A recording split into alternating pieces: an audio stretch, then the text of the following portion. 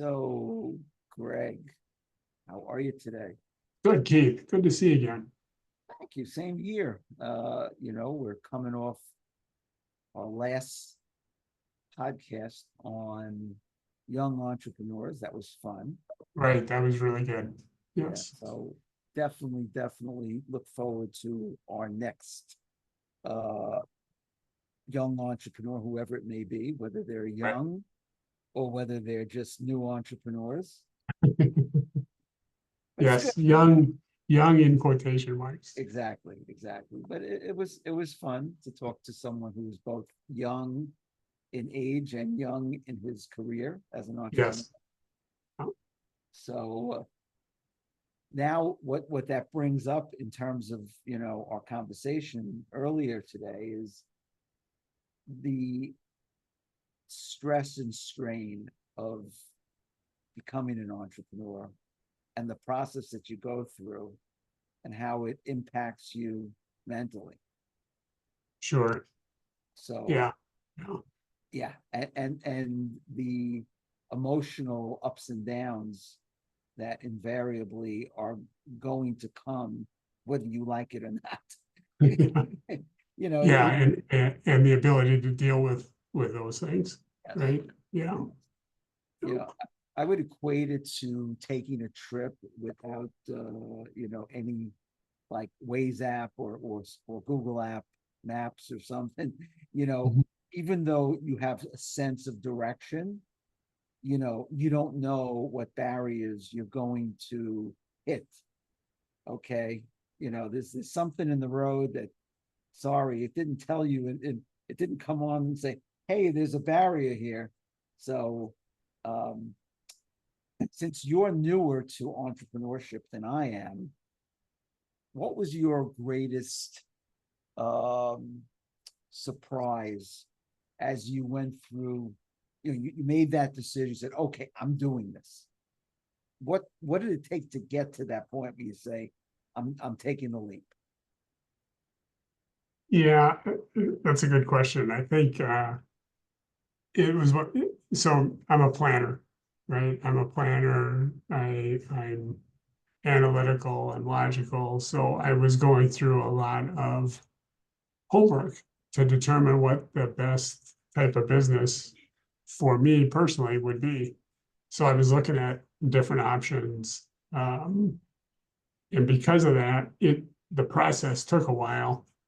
For me, that was good because it helped me get comfortable with what I was about to do.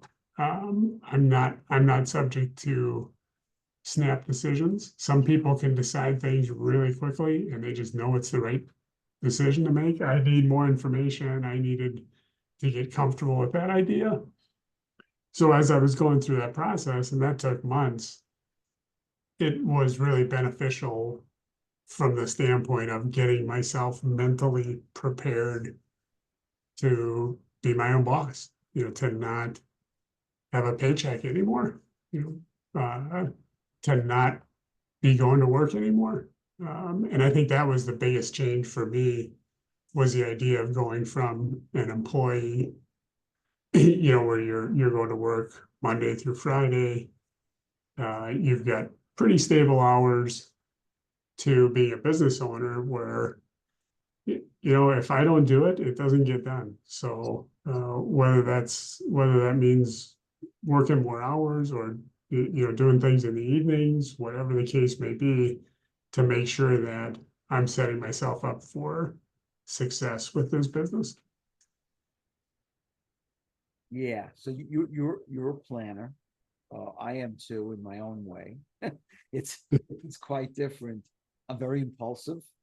So when I get an idea and I want to act on it, um, certainly 40 years ago when I took my first plunge into business, it wasn't as risky. My first business, I went in with two people that I was working for. So I didn't have to make a financial commitment. I was going to get a paycheck right from the beginning. So that wasn't what I would call my full plunge. That was like, Sure, you were just dipping your toes in. exactly. I was Yeah. doing a little floating and getting a taste. Yeah. Taste meaning I was going to employ some people, how to manage on my own. My partners were in another store. Of course, it was very exciting, but stressful nevertheless. I Yeah. was newly married, no children yet. So I didn't have to have that burden. But the real stress came when I, you know, split with my partners and decided to go out on my own and open my own store. And that became a whole planning process. But once I got it in my mind that I'm doing it, you could have put, I don't know, anything in front of me that was a barrier, and I would have knocked it down. I was done. I'm doing this. I don't care what I have to do. I'm going to figure it out. And I was good at researching, learning. I read a lot of books. There was no internet back then, so I couldn't just Google something and say, "How do I start a business?" Yeah. I took the little experience I had, with I was involved in a build out. It was not a retail location. It was actually an office in a medical building. Okay. We examined eyes and we sold glasses, and were ophthalmologists, which are the surgeons in the building. They're the ones who gave us the opportunity. So, but again, it wasn't, this was the baby step. Okay, that led to the full blown. I'm doing this and I'm going. Sure. Sure. You look like you wanted to ask me a question. Well, I was actually going to make a statement. I think what you had mentioned about doing the planning, and yet I think if you were to take an assessment, you would be, I think, somebody who would be considered a quick start. In other words, you make decisions. You don't need a lot of information to make decisions. You're able to make decisions because you just knew that was the right thing for you to do, right? But maybe talk a little bit, Keith, about how I'm sure there were some stressful times in that startup phase, especially. Yes. Talk a little bit about how that impacted you and what you did about it. So there was definitely stressful times, and really I'm trying to give the feeling of the emotion that you're going through. There's the excitement phase where I'm very visual. Okay, when I say visual, I can see in my mind's eye exactly what I want. So I saw myself. I saw a standalone store at a shopping center, beautifully done, designed. And it was really. I mean, for the time, it was a beautiful store, and naturally I had to research all the different things I had to do. I already was involved in a build out with the smaller opportunity that I had. So I understood what that took in terms of planning, blueprints, design, furniture and fixtures, equipment, things like that. Because I was in the business, I had already been working for the partners I went in with. I was already working for them for, let's see, we opened 6 years. So I'd already had 6 years of experience in the industry. So it wasn't like, I got out of school and said, I'm going into business. So I wanted to be in business, from way before I actually went into business.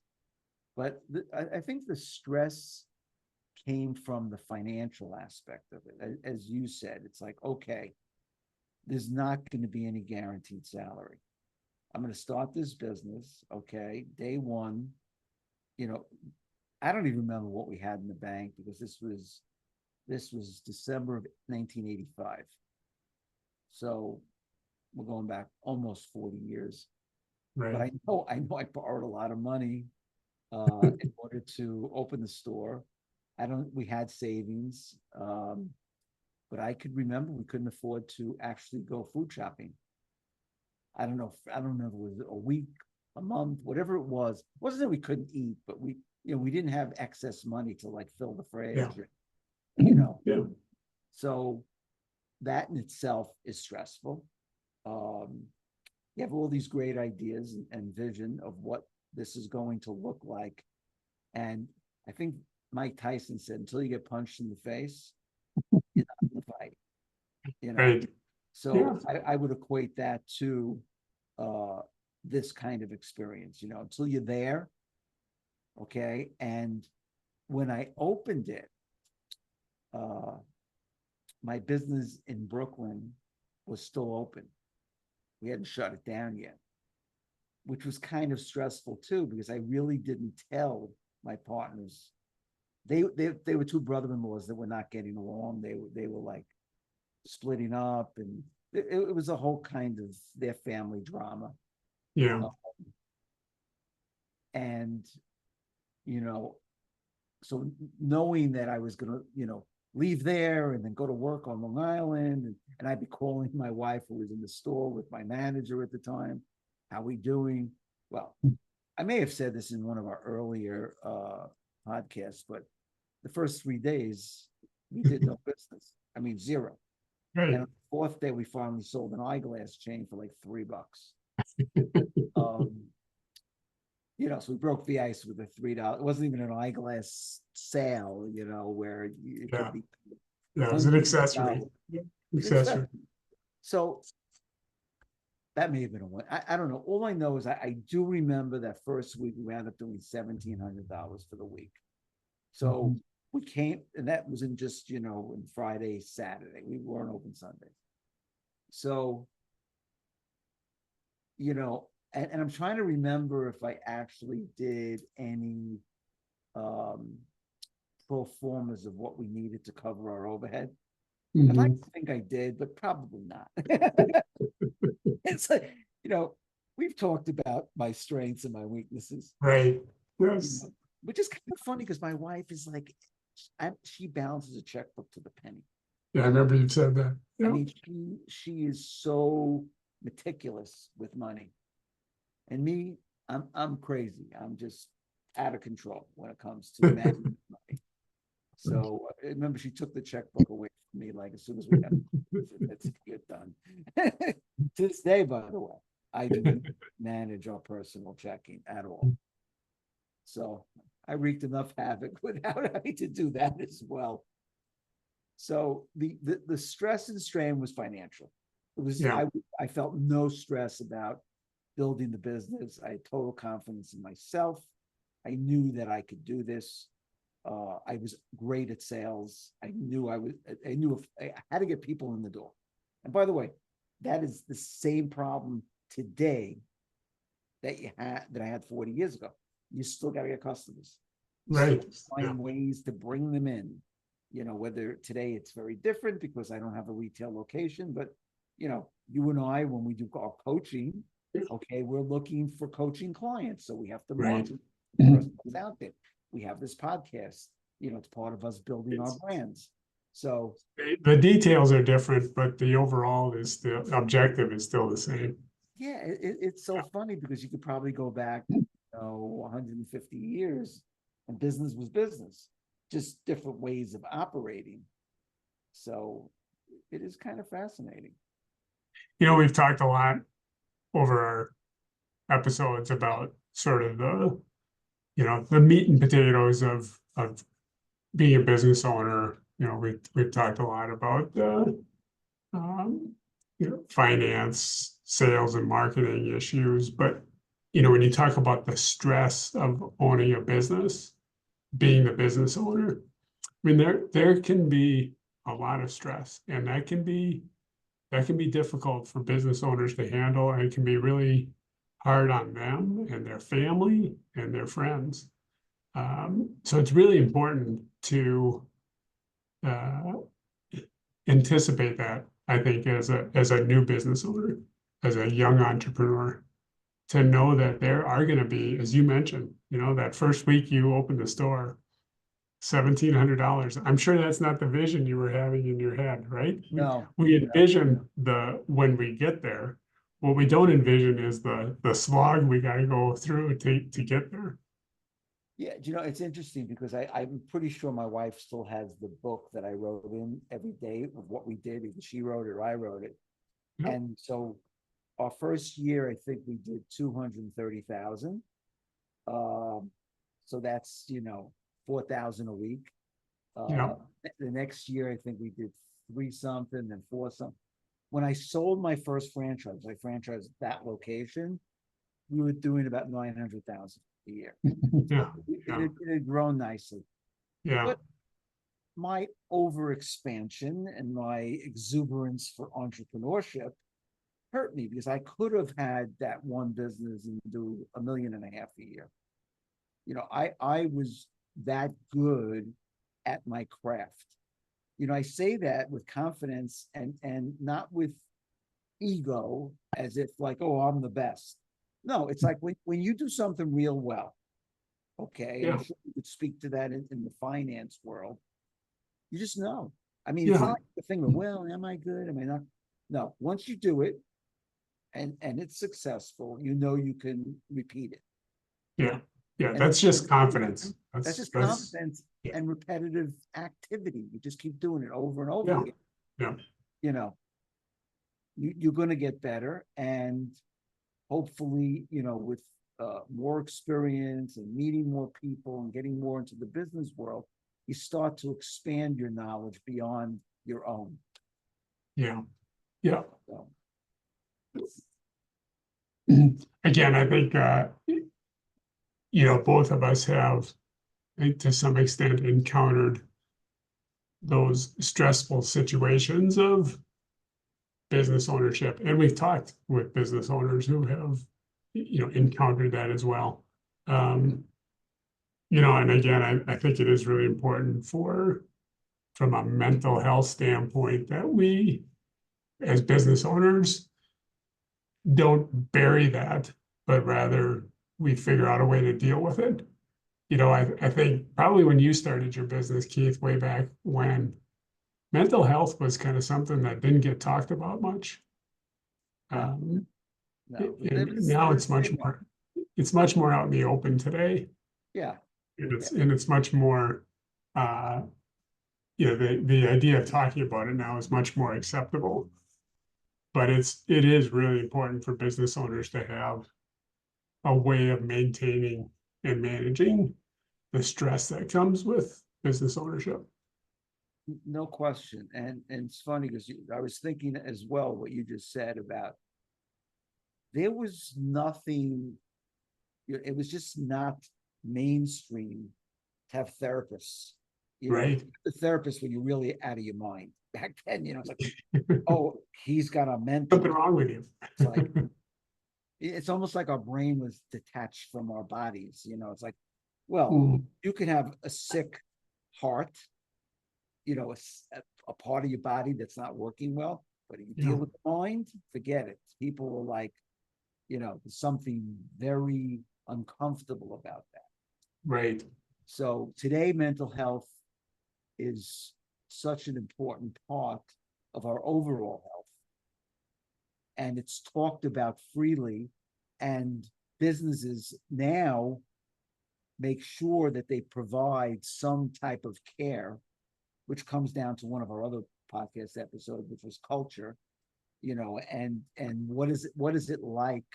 What are the pressures of not just employers, but of employees? Because you and I are employing people to do jobs, and we have to be cognizant of someone's emotional state, because their emotional state will affect their ability to do their job, Absolutely. at the level that we're looking for. Yeah.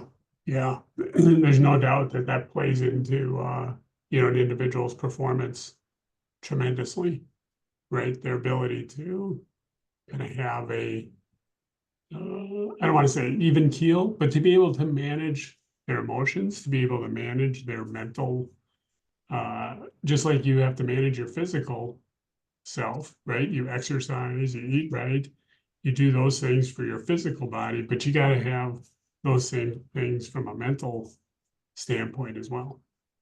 Yeah, the kinds of things that you have to deal with on a daily basis in decision making, all the pressure is on you as the owner. You're going to make a decision, okay, that's going to affect the business.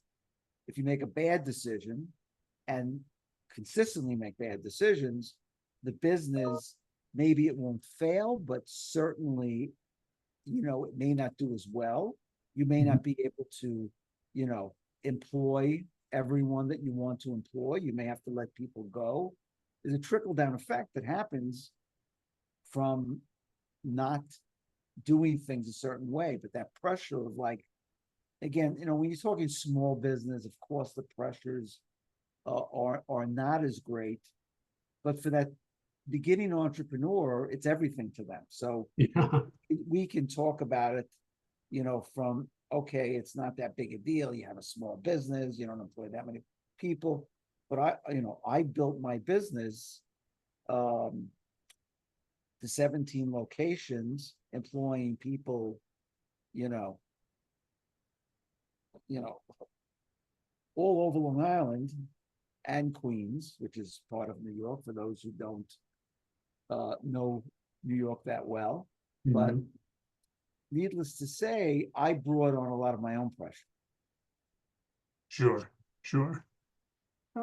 As you were growing your business, as you were trying to achieve certain levels of growth and success, I can see where that would happen. I was my own worst enemy. I use the analogy often that, if you want to get to the top of the mountain, don't look up. It's like, because the fear of saying, or the desire to give up is when you try to take on too much. And those were my early mistakes of overexpansion, heavy level of risk, wanting to be much bigger, but much sooner than I had to be. Yeah. I think, as a business owner, having that awareness, right? And now you may not have been, you may have been wired in a way that's just the only way you were going to operate, right? Because you've talked about that in the past. You really wanted to grow your business, and you might have actually thrived in that kind of environment, even though it was high stress. And I'm not sure what kind of things you did to sort of manage that stress, but I know, like, for myself, just making sure that I'm taking mental breaks. I'm planning, because planning helps reduce the stress, that comes with business ownership. But just being really aware, self-aware of those kind of things is really important. You have to know yourself, know how you're wired. Okay. And you're right.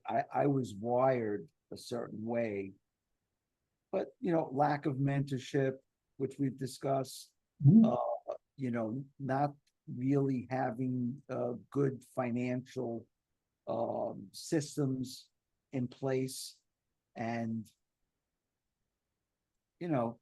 not having the right people around me really played a role in frankly, my reckless behavior as an entrepreneur. I mean, I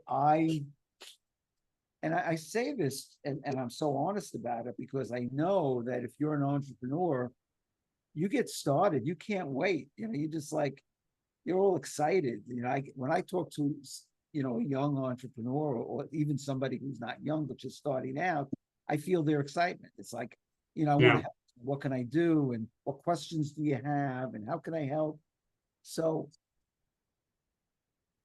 but the thing that I would caution, given the level of stress that invariably will come, is stop, as you said, take a breath, take a mental break. And when you think that you need to jump now, take another breath, because it really requires a lot of thought. Because, if I had been more patient, because I think that's the key word is patience. If I had been more patient with what I wanted to do, I would have made less mistakes. There's no doubt about it. I would have made fewer mistakes, I would have less stress, but I did thrive on I can't explain it. And there was a certain level of stress that I did like. Now there was a point where I had moments where it was so bad because I was so stretched financially, emotionally, that it became very difficult, and that's when failure starts to happen, because, and you could see it too. And this is the funny part about, and it's not just business, it's life.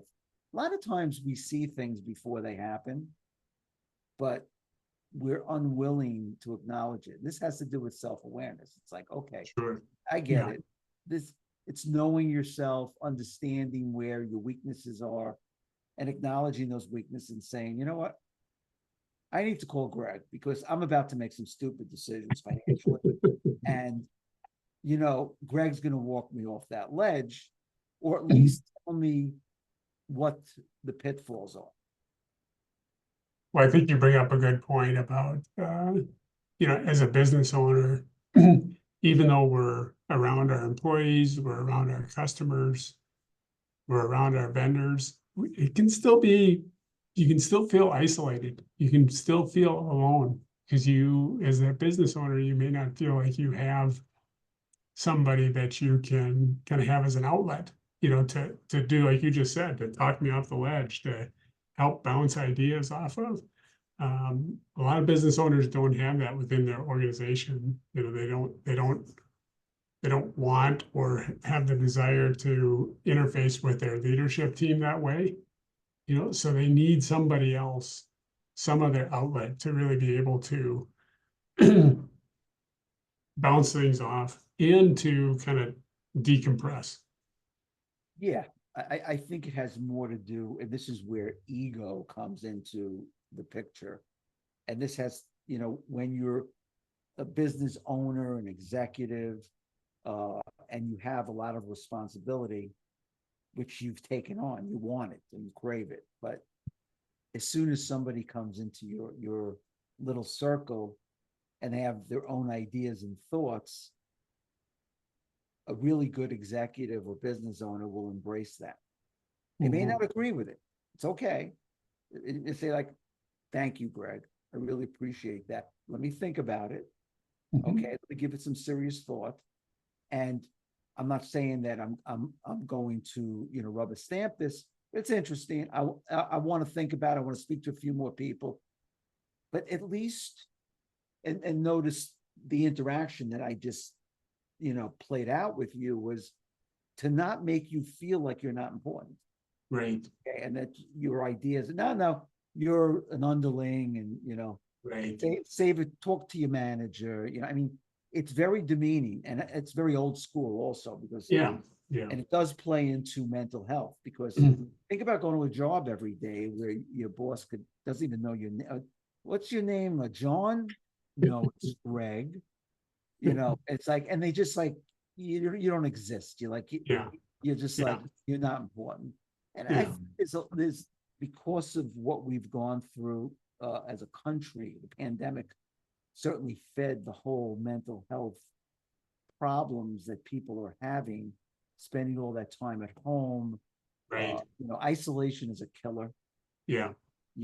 At any time, with or without the pandemic, we need to be able to be with people. I mean, we need that connection. So it's, mental health is just, it's critical for all areas of life, and certainly in business.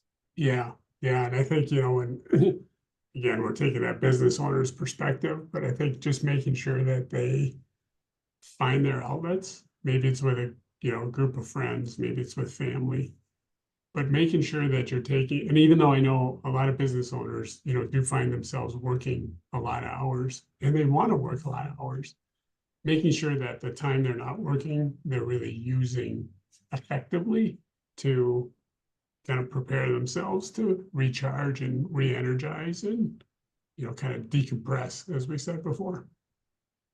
You personally coach on time management, okay, Yeah. and how to, you know, manage your time in a way that you have good balance. So if you could talk a little bit about that with what you do with your clients in that area for mental health reasons as well. Yeah, and again, I would never, pretend to be a mental health expert. But from a business coaching standpoint, I would certainly coach my clients how important it is. And then from a time management standpoint, again, if you're a soulpreneur, if you're it, right? There aren't a lot of people you can turn to to help you out. Although there are a lot of outsourcing opportunities, right? Third parties that, like you said, you would never felt like you were this finance expert, right? So I'm sure you had an accountant or a bookkeeper pretty early on, in your business. My wife did the books and I had an accountant who I didn't listen to anyway. So what good was it? But being able to offload that kind of work, being able to delegate so that you can elevate, right? We delegate so that we can elevate. We delegate work that we're not good at, we don't like to do, so that we can focus on the things we love to do and that we're good at. Right. So like you, entrepreneurship, sales and marketing, that's where you should spend your time. It wasn't a good use of your time to spend your time balancing the books, right? That just wouldn't have been wise for you to try to do. Now, again, sometimes as entrepreneurs, when we're first starting out, we got to wear all the hats. But as we start developing our business, it's important to start thinking about, okay, what can I hand off to somebody else, whether that's a third party, maybe it's a virtual assistant, maybe it's, we've talked with some folks, Keith, who have, been trying to do it all themselves. And just trying to find that virtual assistant sometimes can be a real benefit for how they manage their time and where they have to spend their time running the business. Yeah. So this adds a complexity to a business owner's life that 40 years ago, I wasn't thinking about my employees' mental health.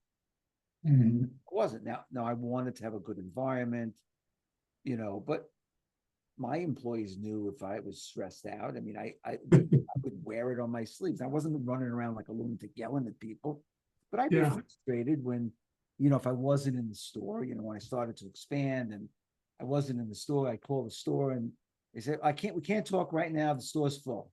So I'm thinking, that's great. Then I call back. How'd we do? Well, there's a few people that came in. They're going to come back. Well, as soon as I heard they're going to come back, I said, I just lost at least $1,000. Okay. Because if I was there, I wouldn't have let them go. But again, that's on me. That was my failure. My people should have been trained that there should have been very little drop off from me being there and not being there. Okay. So again, this is the mental aspect of, I'm mad at my employees. What happened? Why didn't you just, close those deals? But at the end of the day, I didn't have the tools and I didn't have the thought process to think about the impact that my stress had on my employees. Yeah. So very well put. We have it's such a different world right now that now you go into business. So not only do I have my own stress, if I want my employees to be productive and really elevate themselves, I have to make sure they're at their best. Yeah. I have to worry about their not their physical health, but certainly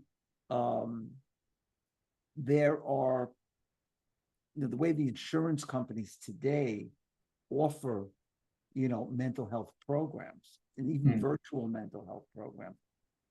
There's virtual health now, and this all came out of the pandemic. So you talk about something very bad, okay, and then there's an evolution into the world we live in today and the adjustments we've had to make, where more people than ever are working from home.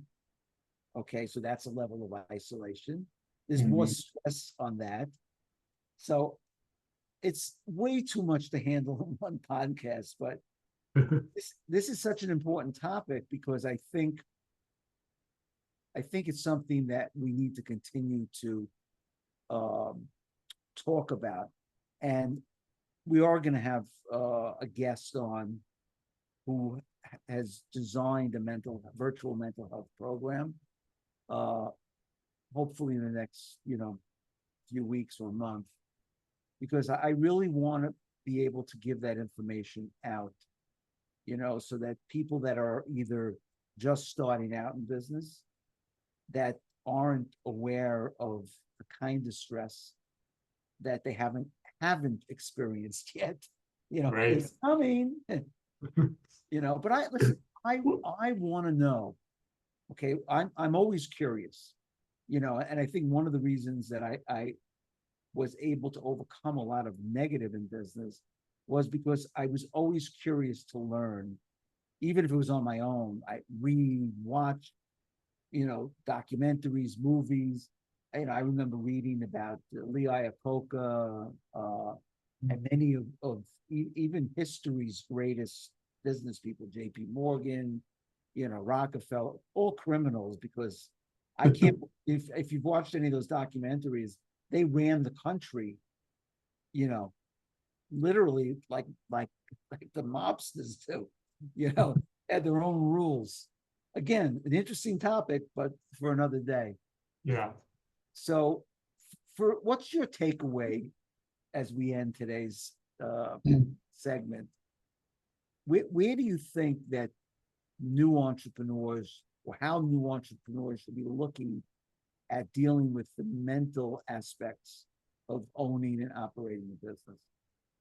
I think the one thing that struck me as we were talking is, for many, many years, businesses have been providing medical insurance, dental insurance to their employees. Right? Well, now I think we're getting to the point where the mental aspect is becoming on par with the physical aspect. That I think the takeaway for me is, that's just as important, if not more important, than the physical side of things. Um, we went through a period as a country where, I remember back in the 80s and 90s, right? The physical, everybody was joining a gym, right? Gyms were exploding all over the place. I think we're getting to another aspect in 2020s where the mental aspects are on par now with taking care of ourselves physically, and that you really have to, as a business owner, provide opportunities for employees to have those kind of outlets and those kind of opportunities to deal with situations they're going through in life. Yeah, I agree. And mental health affects physical health, because we all know when mentally we're not in a good place, tend to eat more, we tend to be lazy, we don't exercise, so we Yeah, gain weight. I mean, there is a domino effect of health degradation that happens from our mental state not being in the right place. yeah. So yeah, we definitely will continue this conversation, and another week in the can. I Well, always and I say think this. I think like a lot of our topics, Keith, we kind of introduce them, and then I think we both realize, you know what, these are bigger topics than just you can cover in 30 minutes. So we've Yeah. got a lot of things I think that we can come back and talk about in more depth at future episodes. Yes, and bringing on guests, in the Right. mental health space, experts in that area that deal with employee wellness, which is a Yes. whole new topic, employee wellness. So I think it's great, honestly, because I'm happy that my children and your children are growing in a world where it's not shunned and it is looked upon as important. They don't have to be embarrassed if they're having an issue mentally, emotionally. It's so, I totally agree. yeah, on that note, we'll say goodbye. Captain, we're off. Another good